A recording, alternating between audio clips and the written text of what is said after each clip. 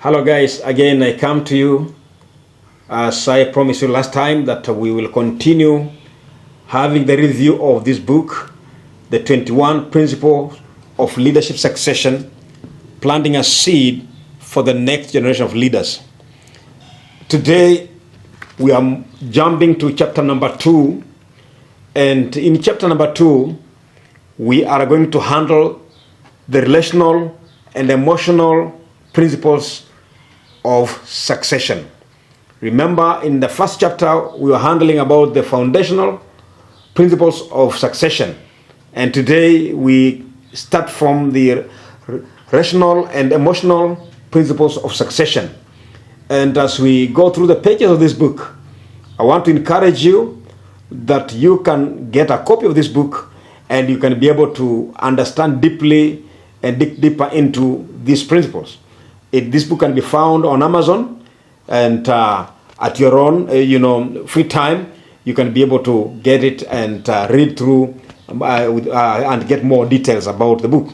But today, as I embark on this principle number 6, which is actually within the rational and emotional principles, principle number 6 says, let go with grace. We need to understand that leadership is never a permanent thing. At some point, every leader must loosen their grip on their position that they held. So it is a principle that once we are in our leadership position, we must understand that leadership is not permanent, but at some point we must release the grip of that leadership to a newer, a more energetic generation to take over and move the organization or the church to another level of leadership. So when we say let go with grace, the things that I want to highlight quickly, about 5 things that can help us on how to let go with grace. Number 1, we must recognize that our time and our season is ending. Any leader who truly understands the good practice of leadership understands and recognize that when the time comes or when his season is coming to an end, we must be able to understand and discern that our season of leadership is coming to an end. And if we can understand that, we begin to develop people to take over immediately after our season has come to an end. So we must recognize that when our season is coming to an end. Number 2, as leaders in position and looking for proper leadership succession, transitional succession, then we must bless the new leader publicly and privately. This is something that we have not been doing at all. We don't want to affirm the leaders publicly and even privately. We must bless them and affirm their leadership in the organization we are leading. This should be done publicly and as well as privately. Why do it publicly and privately? It's because when we do that, we build trust for that leader and the people that he will be leading.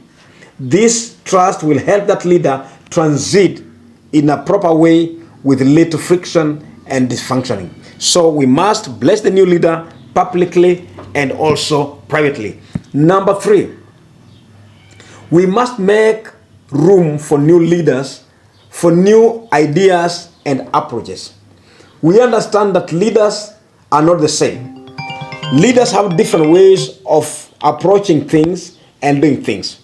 As a leader, we must create or make a room for new ideas and also new approaches, because the incoming leader will want to do things differently.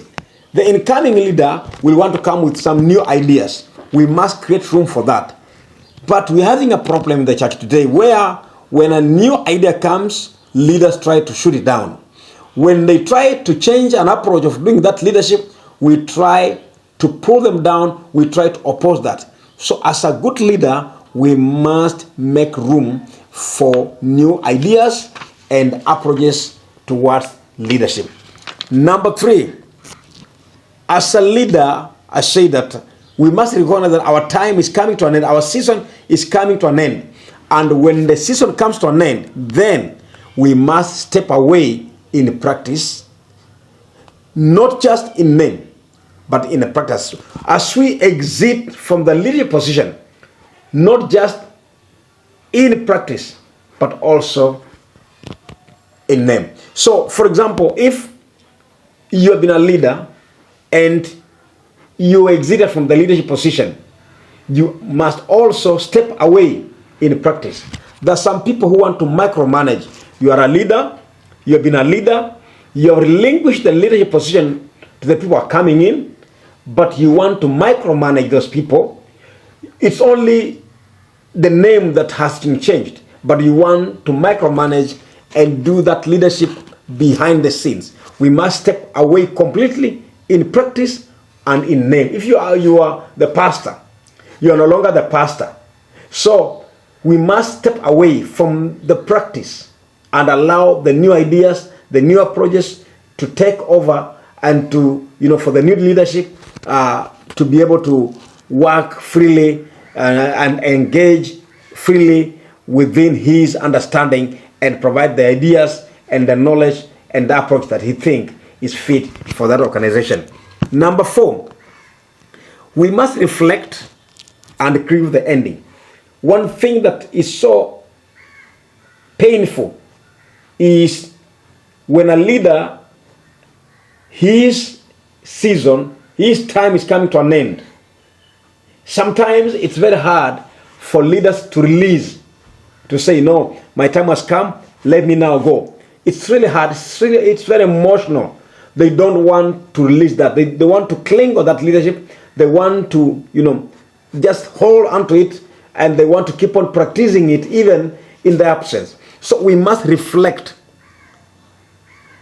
and then grieve the ending. Because it's a painful experience, we must create our own time to grieve the ending, to understand that, yes, we have been leaders, we have been in this position, we are no longer in this position. So it is painful, yes, but we just need to grieve it, and we just need to have a reflection on that as we continue doing, the leadership transition. And number 6,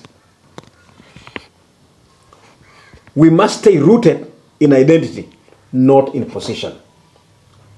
We understand every legacy of every leadership, of every leader is rooted in identity, not in position. The identity reveal what you have done for your organization, the impact you have caused, the changes you have affected, and the good work you have done. That is what will identify you in that at the exit of your leadership, not the position. So we must stay rooted in the identity, not in the position.